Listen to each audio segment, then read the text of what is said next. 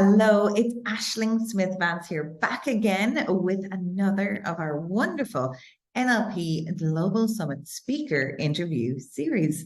And today I am joined by the wonderful Dave Crane, who's coming to us all the way from Dubai. Dave, you're very, very welcome. Thank you. It's an utter pleasure to be here. I'm very excited about the summit. We've never connected before until now. And so it just feels like I've won the lottery. I'm really, really happy.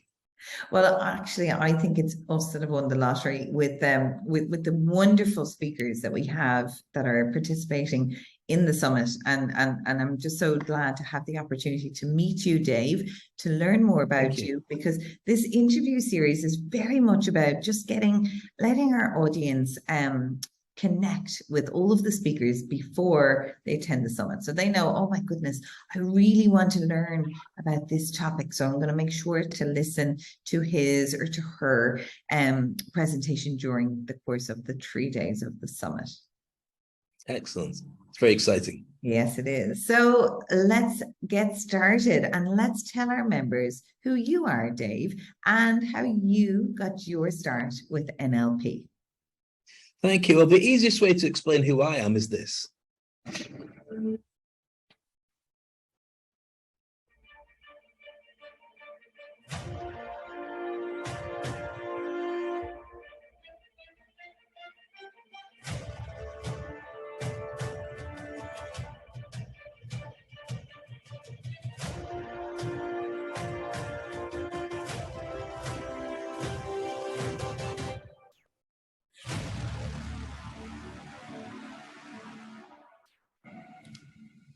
Which probably doesn't explain anything, but I just like playing it. Here's the thing. I'm really all about how to make an impact. And I believe that there's enough room for everybody on the planet to be able to find their niche and explain in the shortest amount of time who they are, and then turn that into a business and connect and so on. And so that particular video, I wanted to share it with you because I often find myself in online meetings, certainly when I've got maybe 3 or 4 people and everyone's saying, what do you do? And they start talking about it for 4 or 5 minutes. And it's like, no, I don't want to read your Wikipedia page. Just tell me why I should be listening, because what's of interest. And I find that even just sharing that means people go, okay, don't know what you said, but it sounds like it's shiny. I should pay attention to that. And that's pretty much what I do. So I train people to become industry icons. And I've got clients all around the world, and I help them to become the best in their industry. Not a celebrity like a Kardashian, because I don't think that your looks and your connections are the only game in town. Because if something goes wrong, like you do a Will Smith and slap somebody in public, then it ends up, if your business is based on you being, an object of beauty or an object where everyone just loves you because you're popular, then if you lose your popularity, everything falls to bits. Whereas in my opinion, what you can do is, if you're an expert at what you do and you create branding around your relationship with the market and what you provide, people will kind of forgive you if you're a bit stupid or you do something wrong, because they weren't there for that. They're there because of what you deliver. And so it's important to be able to brand yourself and speak about it. And so I work with a lot of coaches and decision makers all around the world to help them be positioned as the best in their industry. And it's something like, it's like learning NLP. It's like wearing or a martial art or something. Once you start building it, it's something that grows around you, and your reputation grows, and it's much easier to be chosen by people and get work from it. Yeah. Oh my goodness. Wow. Firstly, I didn't want to interrupt you in your flow, but wow, that is quite an entrance. And I'm very glad, as I'm sure everybody who's watching this is glad that you actually showed that video, because that is amazing. It's very, very impactful. And it certainly does speak, picture speaks 1,000 words. And it does definitely position you in the spaces, as you're going to continue to tell us more about it, that you are. Sure. So tell us, how did I get started? How did you get started with NLP? Okay. Where does NLP fit into all of this? Right, I left the UK 30 years ago to go to live in Dubai, and I left as a BBC journalist who'd done a lot of different things in the UK. Got disgruntled for lots of different reasons, mainly because the world wasn't ready to promote diversity as much as I needed it to be in my early 20s. So I went to Dubai, and Dubai went pretty much, if you can do it, just go ahead and do it. And so I was a DJ and I was on the radio, running radio stations for about 10 years.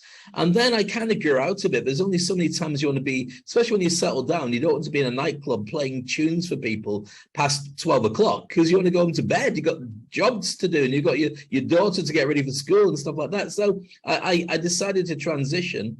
And so part of that deal was, how do I get out of being a DJ and a journalist, but a DJ, into something that's going to allow me to have like a daytime job? And so I decided that at least I'd become a cabaret and become a stage hypnotist. And so I couldn't become a stage hypnotist in Dubai because nobody would teach it. But what I could learn was how to do hypnotherapy. So I thought, okay, I'll learn hypnotherapy. I don't really know what it is. I don't really think I need it, but I'll do it anyway. Just on the fact that if somebody says to me, Dave, and they see me on stage, can you stop me smoking? I want to be able to say, let's have a go. I want to be able to say, yes, of course I can, book me for my clinic and so on. So I learned hypnotherapy. Then I went to Vegas and studied to be a stage hypnotist, did my first gigs there, and I've toured the world with it. I've done tour of South Africa, played in Monaco, everything as a stage hypnotist. But along the lines of my journey with that, somebody said to me, do you want to do NLP as well? Because it's like hypnotherapy, but better. I went, oh, okay, let's try that. So I got NLP, and what I loved about NLP is the business world hates hypnosis. It might be a bit different now, but it's still a bit, ooh, you're going to chant and sing Kumbaya, and then some demon's going to appear or whatever.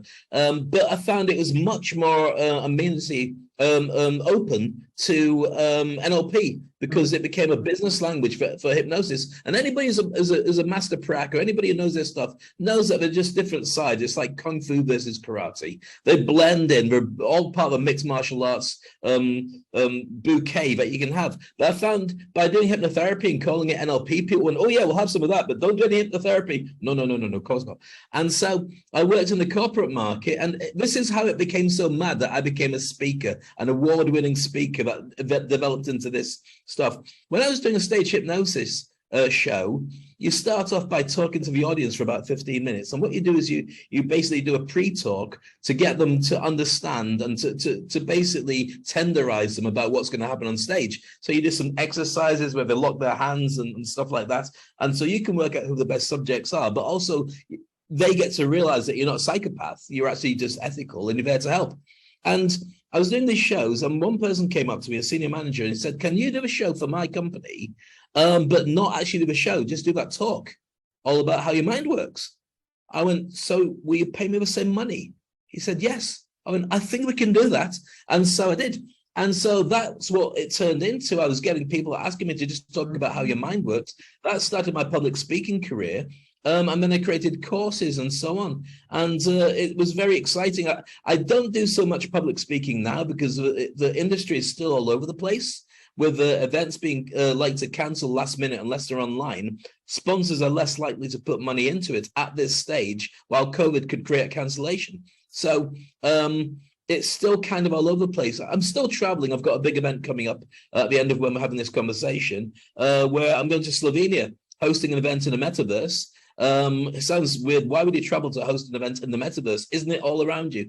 Yeah, but you got to go to the gig. Then you talk about the metaverse when it goes on. So I'm over there. I'm doing a 2 days on industry icon program with a room full of people to teach them how to brand themselves. So it's all come full circle. It's very exciting. Wow. Well, congratulations. It sounds like, and like so many of our speakers that are involved in the summit, Dave, that that you're just layering the learnings, that you're beginning with hypnotherapy, and obviously as beginning as a journalist, you had a great grounding in communication to begin with. So by becoming a hypnotherapist, and of course studying NLP and taking that through the different levels, it gave you even further understandings of what you've already known, and of course the development of the ability to really bring people on that journey. And yeah, and what the world is doing now is everyone who experienced lockdown, I mean, we know this, the world's got more pain than it's ever had before. And I've always said, and my presentation is very much about the fact that if you're in the life coaching NLP space or in any kind of therapy, the world is desperate for your help. Before, people wouldn't pay for happiness. That's why there's so many life coaches that are unemployed, because they'd rather go shopping and buy bags and shoes. But now people have realized that there's a pain and an itch that they can't scratch. Now, the key is to get the medical industry to say we need to have the therapists, the NLP master practitioners, the energy healers. We need to get them as a second army, like the ambulance brigade. So I can't, as a doctor, work with you for more than 3 minutes to get to sign a prescription and make a load of money. Thank you, goodbye, next. But if you need longer with somebody like me, I can give you a range of people who do different skills, because being able to be a therapist online is fantastic. It's a really good opportunity. So I think it's our time. It is our time. You're right. And for anybody that's watching this and you're wondering, should I, shouldn't I? It is our time. So many people are just looking for that pure and simple happiness. It just comes down to that. And if we were to be able to choose one thing that we could have, happiness absolutely comes out overall. So now, a moment ago, Dave, you alluded to your presentation and what people might learn. Would you give us a few more tips? Would you dive a bit deeper and share with our members exactly what they will learn from your presentation at the NLP Global Summit? I'd love to. So very simply, if you're a coach, a mentor, or a therapist, trainer, speaker, decision maker, or entrepreneur, then what I'm going to be sharing with you is all the things that you need, because I'm going to share with you a system that allows you to be positioned as a thought leader and to grow business and create a global following. There's enough for everybody out there. And the whole system that I use is based on basically what I call the Industry Icon Program, which is something that I've been doing for the last 2 years since pandemic.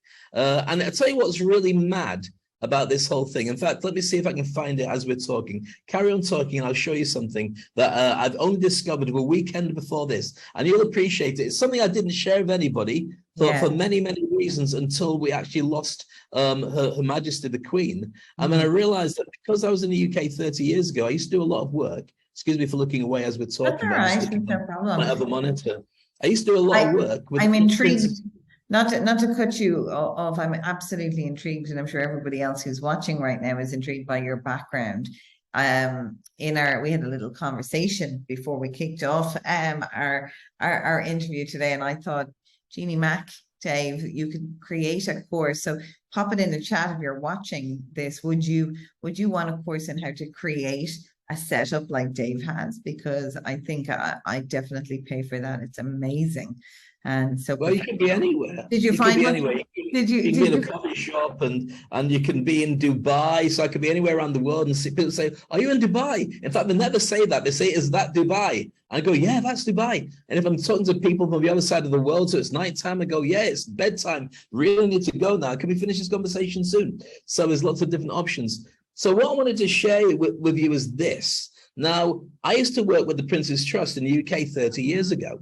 And so helping long-term unemployed, ex-offenders, people trying to find work, all these type of people. And when we lost the Queen and King Charles was put on the throne, I realized actually I've got somewhere stuff with Prince Charles, because I worked with Prince Charles, but I didn't know where I kept it. And I found a flyer, and it's an A4 flyer where before I left the UK to come to Dubai, I got loads of pictures and I stuck them onto this bit of paper. And so this picture here is in a tiny corner of this flyer. And I thought, I can't do anything with that. It's too small. So here's what I did. I went on and I created it into this. Wow. Now this is doable. That's useful. With the king, I mean, it makes a big difference saying it's the king. Now, why is that important? Because then when I share with people the fact that when I worked for the Prince's Trust, I got a commendation from Prince Charles for the work that I was doing with young people and so on. Now, I'm showing you this not to go me, me, me. That's not the intention. It's very much about the fact that when you're creating a brand, you have to prove to people and give them certainty of why they should be working with you. Now, by the fact that we've got this fact that he's now King Charles, and I've been working with his organization, or I did work with his organization 30 years ago, that gives it a level of certainty that people would buy my products or relationship with me because I've been doing it for such a long time. So when I work with my own clients, many of them say, well, I've not really got a brand. And I say, but you have got a brand. You just haven't realized how to utilize it. Your entire life was leading up to this. Yeah. So when you put it all together and work out the best version of you, people will go, that's what I need.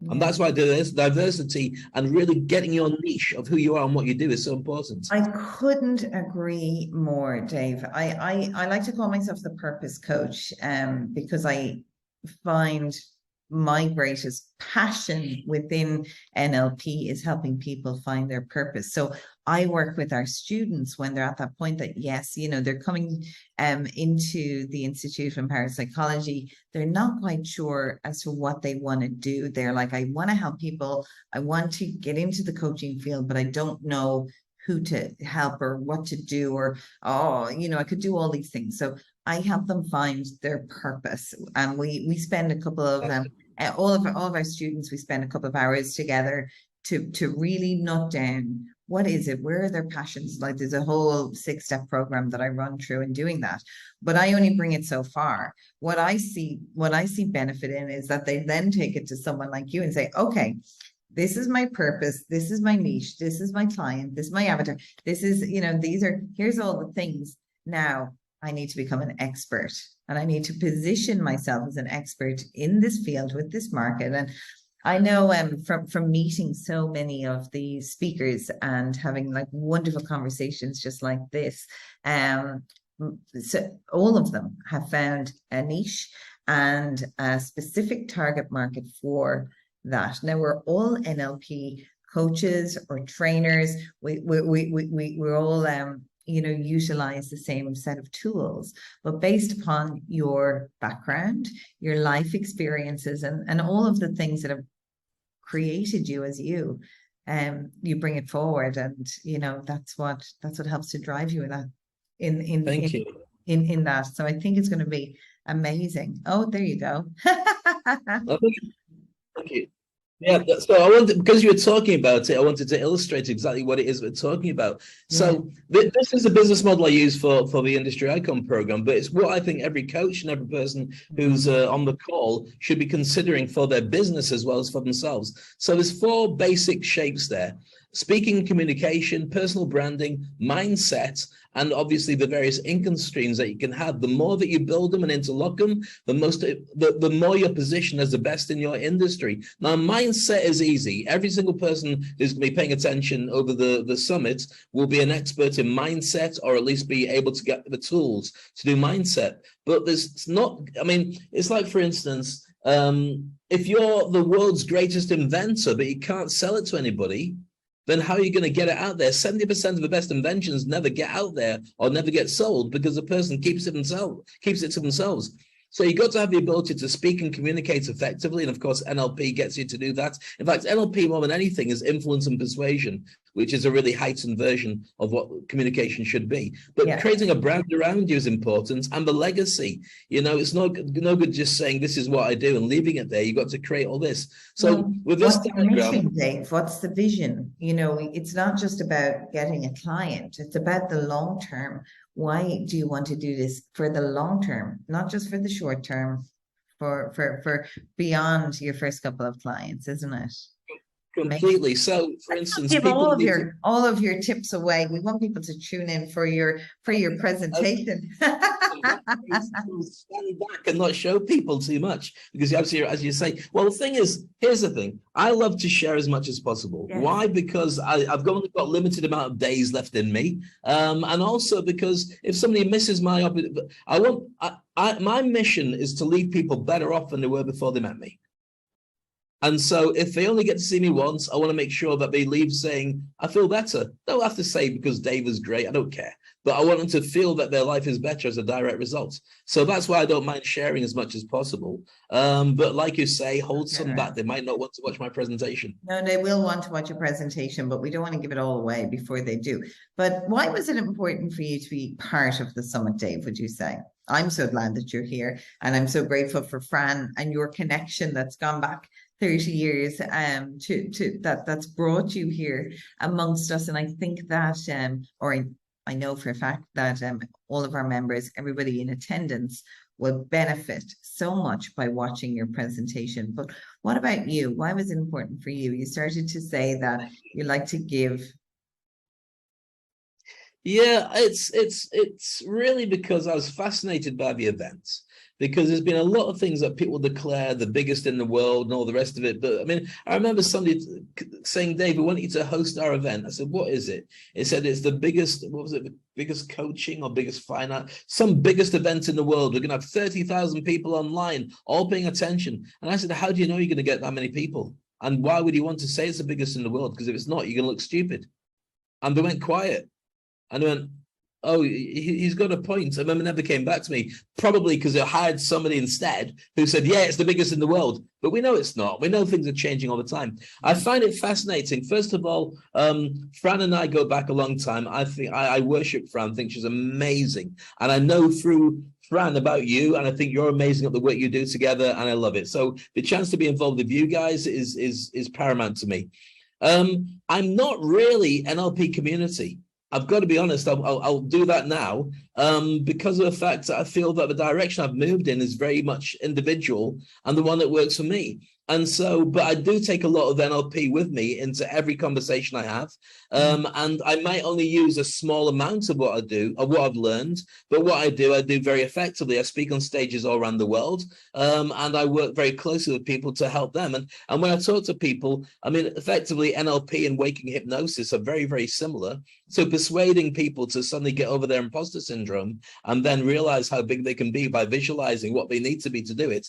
I mean, that's like a reflex in knowing your NLP. It just comes out naturally when you've got a situation in front of you where you can work on it.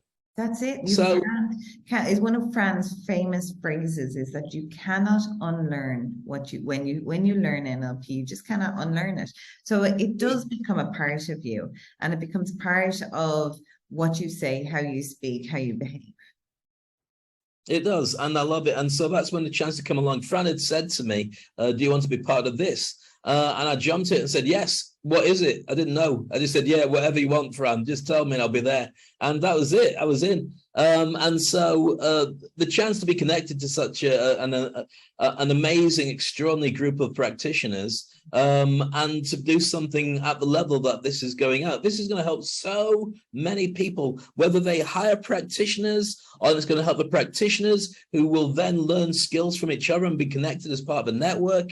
It's growing a direction which hopefully will be one of many events like this.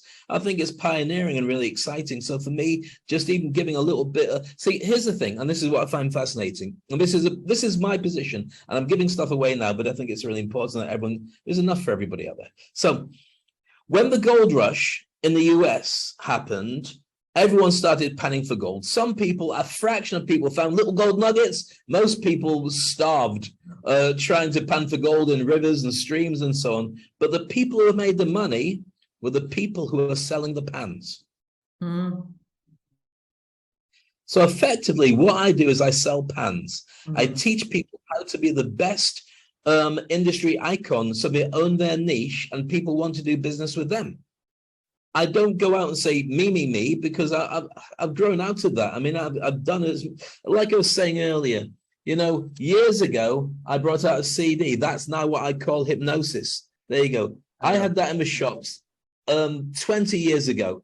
And now it's called guided meditation. It wasn't then. I called it the dream experience, and I was the only person doing it. And it came out with now that's what I call music series. And I took it around the world, and I delivered it like a rock concert on stage to people, you know, get people into trance states. And when they're in a trance state, I'd play the music, and I'd supply visions and ideas and take them on a journey and a healing experience. And I'd anchor their future pacing and everything like that. And it was really powerful, and I loved doing it. So I may go back to that. People have said, oh, don't stop. And I went, well, I stopped about 15 years ago. I may revisit it, but I'm kind of happy with the direction that I'm going in now. Plus, my wife says to me, stop with the shiny object syndrome. Stop chasing new stuff. Get the rest of the stuff we're doing right now finished. Because we work our business together, which is amazing. Because she was an award. She was an award-winning wedding photographer, and I was a speaker trainer hosting the biggest gigs around the world, like Dubai Rugby Sevens for 20 years. I trained the Olympics team to look after the Olympics, and last year I hosted the T20 World Cup cricket. So real big global events. But for 18 months, there was zero coming in. like many people in our industry, like everybody in our industry. So we reinvented ourselves. And I didn't know it, but my wife happens to be a genius online. She's from Singapore. And of course, Singapore and Japan are born with gadgets and stuff. And so she's brilliant at that, but making sales funnels and email sequences and websites. So we work really hard on this. And so it's really exciting. So if I take my eyes off the prize and I have some days going, ooh, shiny, she brings me back on track straight away. So there we go. Well done. That's so exciting. It's so nice to hear more about your story and a little bit more about why people should be inspired by your presentation. And of course, thank you. As great as it is for you to be involved in the NLP Global Summit, it's great for us to have you here. We love the diversity that you're bringing, and plus the fact that you do it through NLP, unconsciously through NLP. That's exactly what we're looking for. And of course, what our NLP practitioners, master practitioners, and trainers and master trainers that are attending the summit will also want, so I think there's gonna be a lot of benefit across the board. So what would you say, Dave, to anybody who has not yet signed up for the summit? Okay, well, my key signature phrase is jump and grow wings on the way down. So it's really about taking calculated risks and sometimes thinking, I don't know how this is going to end up, but I'll do it anyway. So for instance, let's take the World Cup cricket. I'm not a cricket fan, never have been.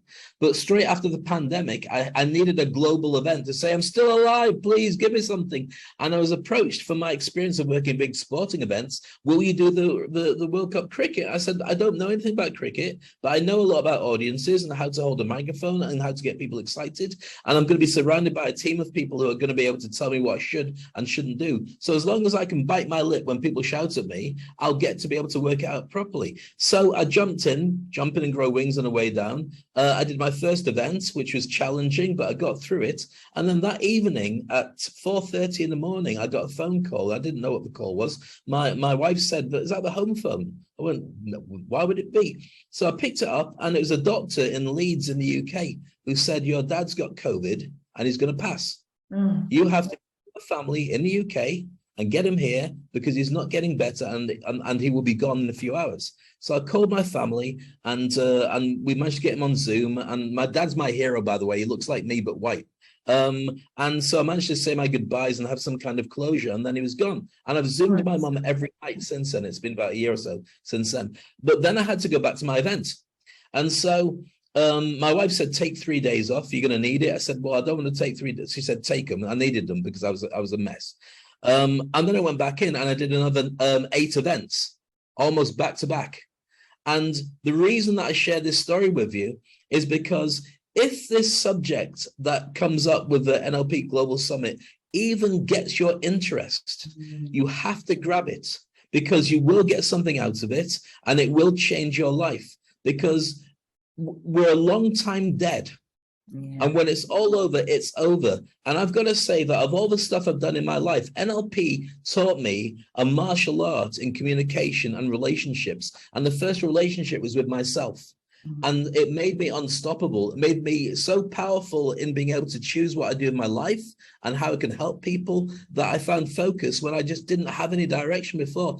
I spent my entire life waiting for somebody to say, Dave, there's a load of people like you. Come here. We've been waiting for you to join us. Guys, turn on the lights. It said, we're all mini Daves. It doesn't exist. There's none of it. So you have to find a way of finding your way along. And what NLP does is it gives you the tools that you need to be able to answer any question for the rest of your life. And so if it's your first experience at working with NLP, then it won't be your last. I guarantee it's going to be the most exciting experience, probably the number one exciting experience you'll ever have. If you're a speaker or a practitioner, then you'll meet some amazing people, because there's nothing worse than doing it on your own when you can get techniques that you can cross-reference with people who are in a peer group with you. And if you see my presentation, which of course you must do, otherwise you're daft. That's not an NLP term, that's just me saying you're daft. Then you'll learn how to market yourself, because what happens with a lot of life coaches and NLP master practitioners and therapists is they are absolute gurus and geniuses, but nobody knows. And also, when they start sharing it with people, people just think that they've fallen off the loony bin and they're just crazy and it doesn't make sense. And how could you see my energy? And how could you feel what I'm feeling and all the rest of it? Well, there's ways and means of doing it. If you're open to it, you can learn a lot of stuff. Yeah. So you learn how to market yourself and find the target market you want to work with and how best to do that. So I'm going to be talking a lot about a lot of things which I think be really, really powerful for everybody who's interested in this particular space. Not least the fact that I'll be sharing with them about creating, in fact, I'm working with somebody on this project now as we speak. Imagine that there was an app. I made it up, Mend. Just give it a name, Mend. And what this Mend does is it's an app that allows you to do an Uber for wellness practitioners. So with that, you'll be able to then work with practitioners from all around the world. You get therapists on demand, any country, any issue. And like buying credits, you'll be able to have the hourly rates and so on. And you have this incredible confidential database that goes with it. I believe that this is the future. I think it's coming soon. There's a number of people already in this space, but not everybody's doing what they need to do. You could own and do so much in this industry, be part of it. And so I think this is where it's going to go. I think that you're going to say, I need a therapist, I need a life coach, I need some advice, and you're going to click on the app, and that's where people are going to be. If you want to be in that conversation, you've got to learn the skills. Otherwise, why would people want to work with you? Right. That's right. And the more specific you are, the better. Because I don't know about you, Dave, but if I needed brain surgery, I would not go to my GP. I would be going to a neurosurgeon, and I would be looking for the most highly recommended neurosurgeon around, probably the one with the best brand, the best, the most highly recommended, the most, you know, I suppose appealing, you know, that he doesn't look like he was a good neurosurgeon 20 years ago, and he hasn't been practicing in 20 years, but that he's relevant now and continuing to practice. So and that doesn't shake too much when they're talking to you. That's exactly. Do you know the number one factor for somebody to be successful in a surgery when they go into surgery? Belief, mindset, focus, vision.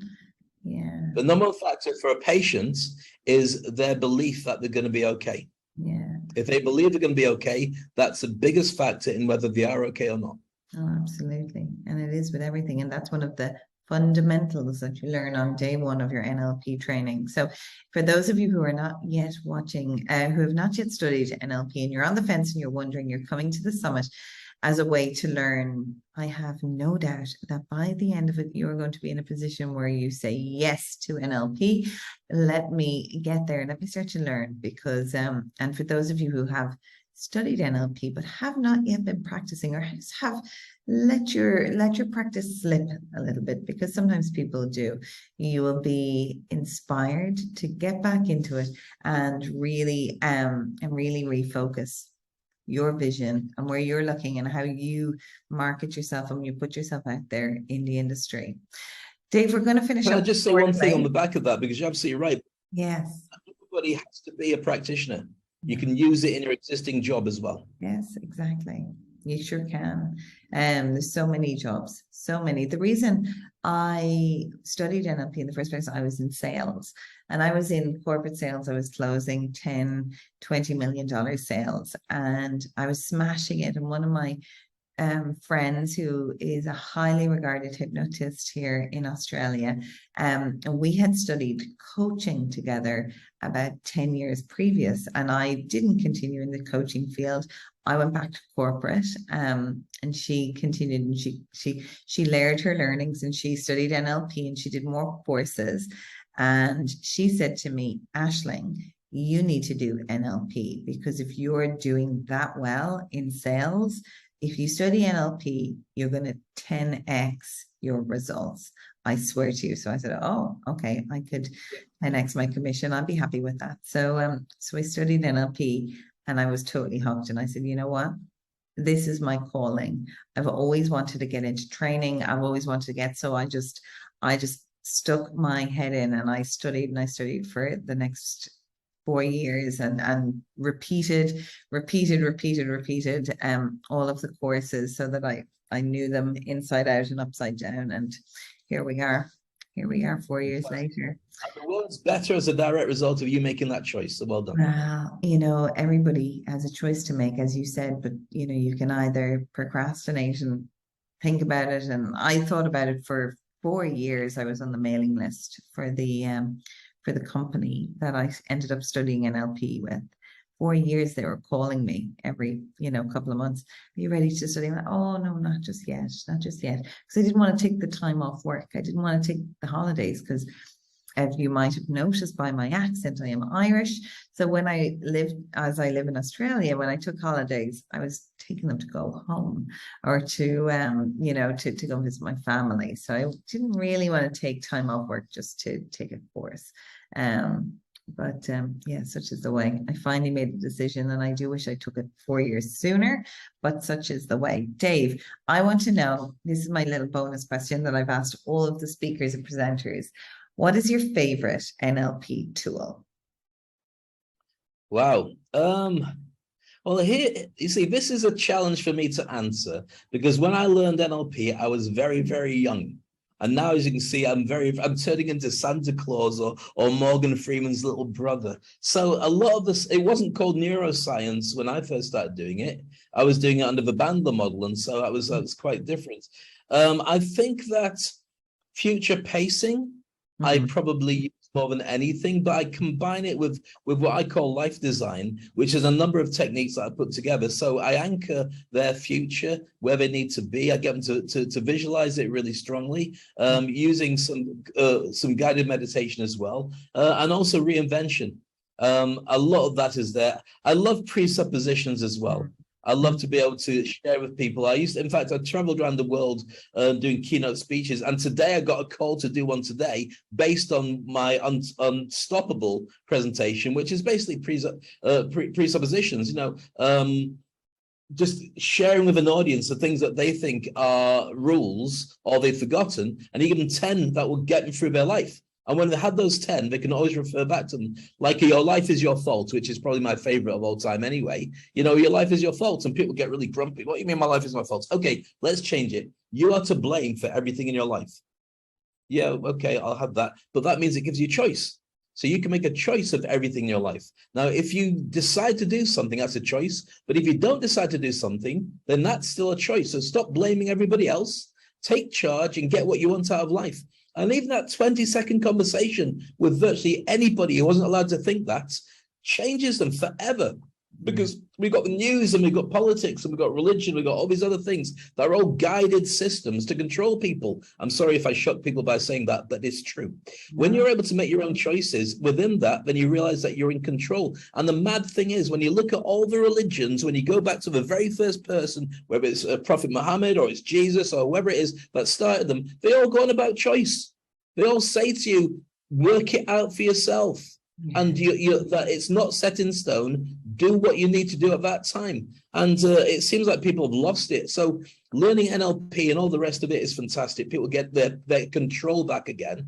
And if they're going to learn to do it with anybody, they need to do it with you and Fran. It's a no-brainer. You guys are one of the best in the world at doing it. So they should sign up with you immediately. Well, thank you, Dave, and that's a good end to our interview for today. And I swear he's not getting commission for that, but I do appreciate it, and I appreciate you being part of our summit. I think that, as I mentioned before, you're going to bring a lot to the summit with your presentation. I think it's going to be thought-provoking for everybody, speakers, presenters, and attendees alike, because really, at the end of the day, we all want to be industry icons in some way, shape, or form.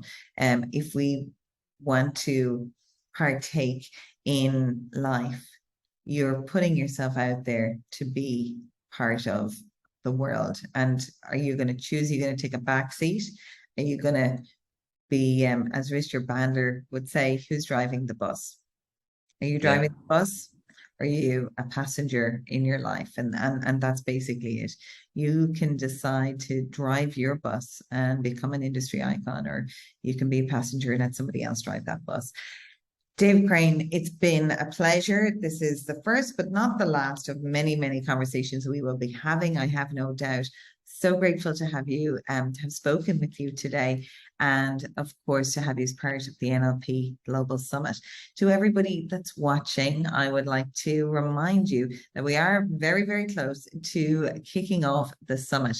So that means that if you are not available to watch Dave's amazing presentation at the time of the presentation, or any of the other wonderful presentations that are happening, you can purchase for a very minimal fee our VIP ticket, a premium ticket for the NLP Global Summit, and you will get the ability to join us in the in the backstage area throughout the whole of the summit, and you're going to get to be able to watch all of these presentations for a year. So if there's somebody that you missed out on, if you can't watch all of the summit all at once, you can watch it as you go. So Dave, thank you once again, and thank you for joining us, and thank you for being part of the summit. We will be seeing you very, very soon.